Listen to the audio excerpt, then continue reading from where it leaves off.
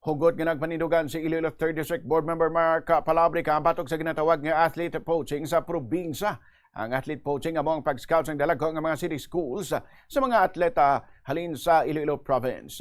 Sa interview sa Bombo Radio kay Palabrica, iyagin pahayag nagapangayo na sang authority ang sports sector para sa pag-assign sang Consolidated Memorandum of Agreement nga nagtuyo nga mag-establisar sa Integrated Comprehensive Sports Development Program sa probinsya. Ginahatagan naman sang suporta nga mga programa agon mapunggan kag hindi na madugangan ang athlete poaching. Dugang panipalabre ka obligasyon sang probinsya nga mapabili na kon ma-retain mga homegrown talents pinagi sa pagpatuman sang Outstanding Athletes Program sang Iloilo. Pahayag pa sini nga importante nga mga atleta nga ginapondohan kag gina-train sang probinsya amo man magarepresentar sa Iloilo sa nagkalain-laing nga kompetisyon bagod madamo sang atleta ang may potensal kag talento nga dapat suportahan kag pasanyugon. Sa idalom sang Outstanding Athletes of Iloilo Program, nagalaom ang probinsya nga mas mapabakod pa ang sports development pinaagi sa paghatag sang training, pag-provide sang coaches kay iban pa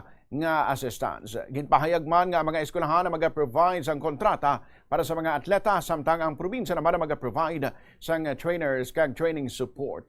Dugang pa sini hindi dapat konektado ang mga atleta sa iban nga mga eskwelahan sa gwa sang Iloilo agon mapabilin nga consolidated ang homegrown talents sang mga ini. Damo kita potential so makitaan man nato yung mga skills ng aton nga mga kabataan.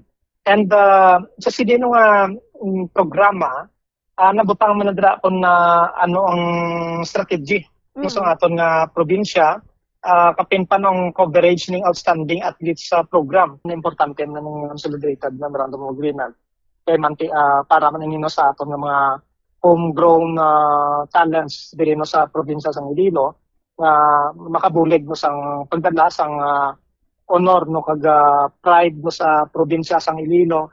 And at the same time, matrain na natin ang ating mga kabataan, ang mga atletang mga Ilonggo din sa ating probinsya.